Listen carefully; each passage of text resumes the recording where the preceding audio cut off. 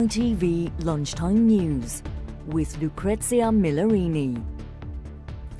Good afternoon. From June the 1st next year, single-use vapes will be off the shelves and banned from sale in England. It's as more and more young people are getting addicted to e-cigarettes. A quarter of 11 to 15-year-olds used a vape last year, according to ministers who also say disposable vapes are wasteful and blight our towns and cities. Well, the ban is expected to be rolled out across the UK, although refillable vapes will still be available.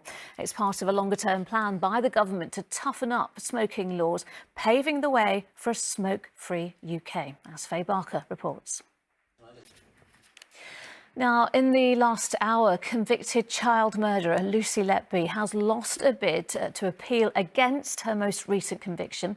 Geraint Vincent. Dorset police say a 60-year-old woman arrested after 3 people died at a care home in Swanage has been released under investigation. Sangeeta. Some other news now. The families of 2 young girls who were killed when a car crashed into their school in South London have welcomed the announcement that police are reopening the investigation into their deaths. Now, both the Prime Minister and the King are in Samoa in the South Pacific today for the annual meeting of the heads of the Commonwealth nations. We'll hear about the King's Day of ceremonial visits later in the programme, but Sir Keir Starmer was thrown straight into the politics of it all as soon as his plane touched down. Our political correspondent Romilly Weeks is travelling with the PM. Romilly Weeks there in Samoa. Still ahead.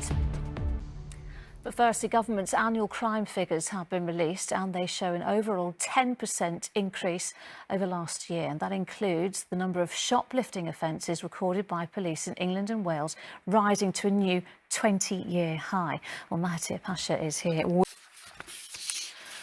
Next is lunchtime. The provision of special educational needs in schools are letting families down, cost too much and are in need of urgent reform. That's the bleak assessment of the government's spending watchdog. Now, Turkey has struck suspected Kurdish militant targets in Syria and Iraq for a second day after 5 people were killed in a terror attack in Ankara. The King and Queen have carried out their first full day of engagements in the South Pacific nation of Samoa.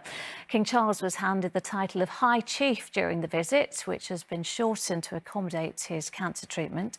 He'll later preside over the gathering of Commonwealth leaders, which Samoa is hosting. Our royal editor, Chris Shipp, was there for the visit. Well, the King and Queen have, of course, just completed an historic trip to Australia, and we've produced a documentary on that visit. You can see all the highlights and controversies in The King in Australia on demand on ITVX. And finally, some sad news. The actor Ron Ely, who was best known for playing Tarzan in the 60s, has died at the age of 86.